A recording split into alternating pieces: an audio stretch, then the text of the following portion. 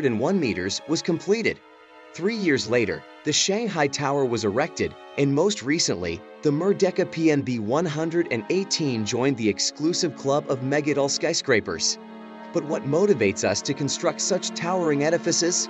Initially, the construction of skyscrapers served practical purposes as they provided a solution for accommodating a larger number of workers or residents.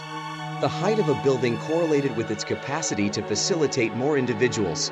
Moreover, skyscrapers serve as a preventive measure against urban sprawl, which refers to the continuous expansion of cities into rural areas due to inadequate space for housing and businesses. By constructing skyscrapers, the demands for housing and business could be met within a smaller land area, thus curtailing the need for urban spread. However, the motivation behind erecting larger buildings extended beyond practicality.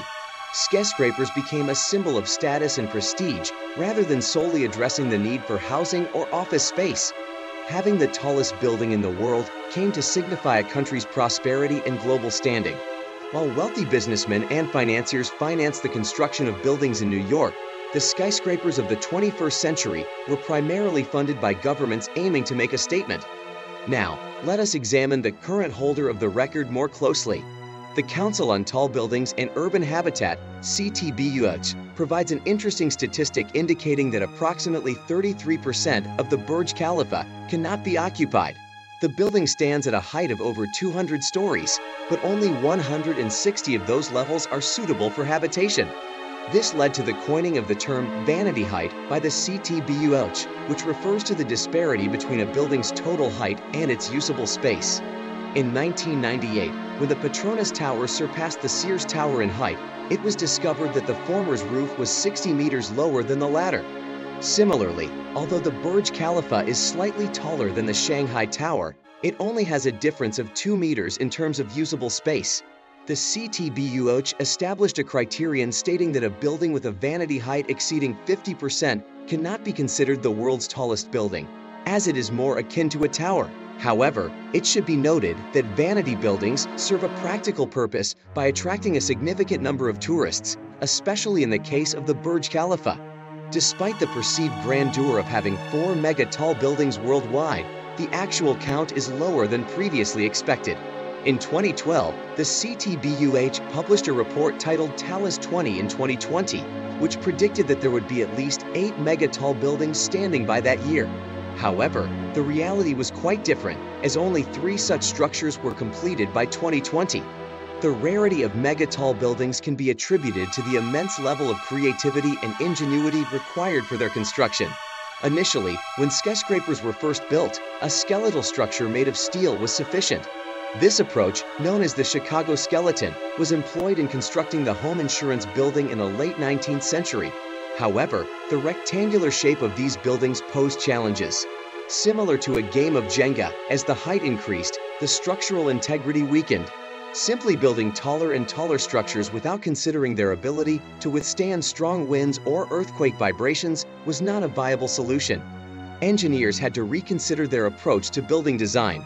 In the mid-20th century, Fazlur Rahman Khan, a Bangladeshi American, introduced a groundbreaking concept in structural engineering that earned him the nickname the Einstein of structural engineering.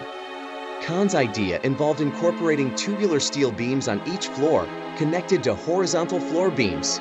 These steel beams proved to be more effective in absorbing shock and resisting heavy winds, enabling construction to reach greater heights. This design became the blueprint for high-rise skyscrapers, and Khan himself went on to design the Sears Tower in Chicago. However, when it came to mega-tall buildings, additional modifications and innovations were necessary. In 2004, Skidmore, Owings & Merrill, the same architectural firm where Khan worked, designed the Tower Palace Ioi in South Korea. This building featured a buttress system consisting of a central column and 3 protruding wings, forming a hexagonal shape. The weight of each wing was supported by the other 2, with the central column providing additional reinforcement. This design concept was later incorporated into the Burj Khalifa, giving it a Y or hexagonal shape. The Shanghai Tower, on the other hand, consists of 9 cylindrical buildings stacked atop each other, protected by an outer layer of glass. The Macca Royal Clock Tower comprises 7 buildings stacked vertically, with the widest at the bottom to provide optimal support. These ingenious structural systems have established a foundation for the construction of more and more MegaTall buildings. Considering the available technology and accumulated experience, one might assume that we can build even taller structures. However, the completion of far fewer MegaTall buildings than initially expected raises the question, why? To address this inquiry, our initial focus must be on China. While China only has a single MegaTall structure, a majority of the world's tallest buildings can be found within its borders. As of 2021, 10 out of the 20 tallest buildings globally are situated in the People's Republic of China, with one located in Hong Kong.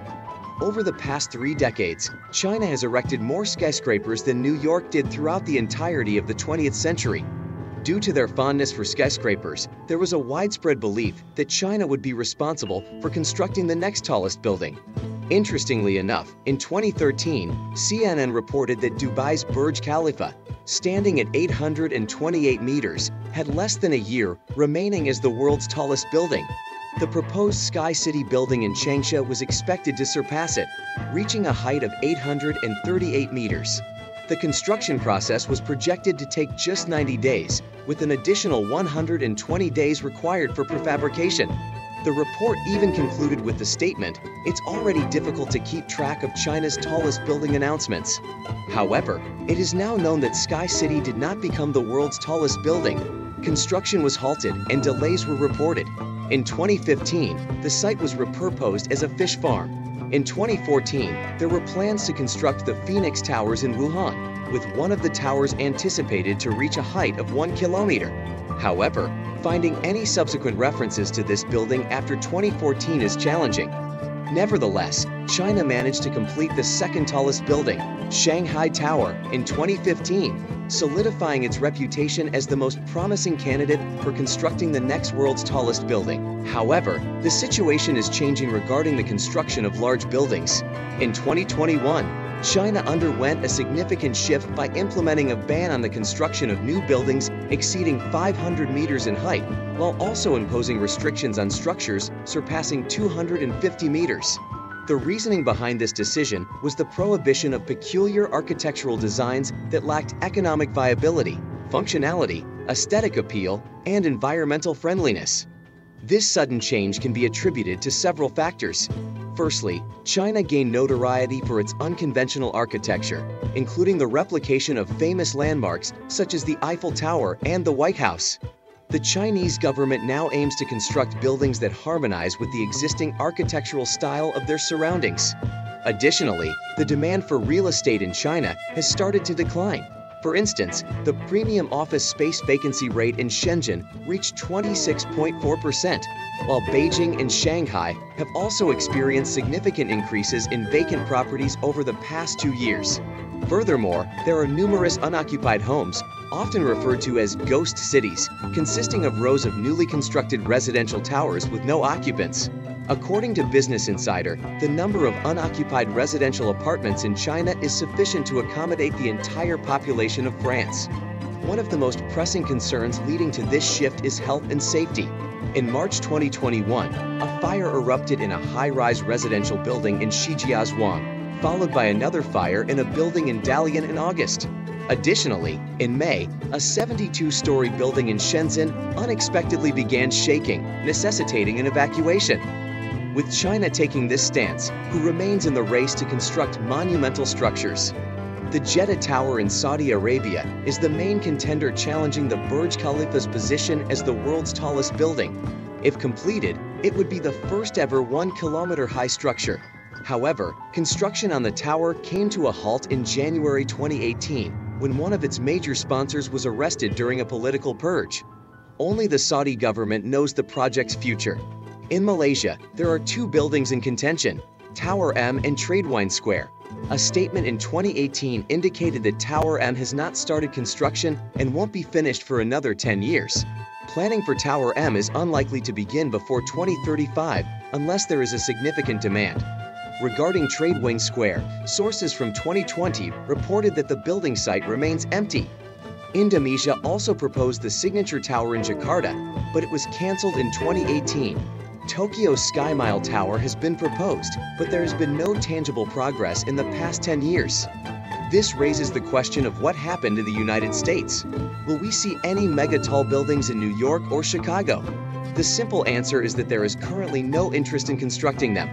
Building projects in New York are significantly more expensive than in the Middle East or Asia, and the scarcity of available land in New York City further drives up development costs. The lengthy construction time for these skyscrapers means that it could take over a decade before investors see a return on their investment. Additionally, making profits from skyscrapers has been hindered by the COVID-19 pandemic. Remote work is becoming more prevalent, reducing the demand for office space and slowing down the commercial real estate market. The global recession caused by the pandemic has also resulted in less financing available for these projects. Another crucial factor is the impact of MegaTall buildings on their surroundings. While the view from these skyscrapers may be impressive, they often obstruct sunlight for neighboring buildings and do not align aesthetically with the overall cityscape. Additionally, working in an office located next to a construction site that spans a decade is undesirable. An even more pressing concern is the negative environmental impact of constructing skyscrapers. According to Tim Snelson of the design consultancy Erupt, a typical skyscraper has at least twice the carbon footprint of a 10-story building with the same floor area. This is due to the additional effort required for foundations and stability. Consequently, the trend of building taller structures may come to a halt. Proposals for new MegaTall skyscrapers are being canceled frequently, and countries like China have even implemented bans on such projects, reflecting a shift away from constructing these super tall buildings. Thanks for watching. Don't forget to like this video, subscribe to our channel, and hit the notification bell to stay updated on our latest uploads. If you enjoyed this content, check out our other videos for more. Thanks again, and we'll see you in the next video.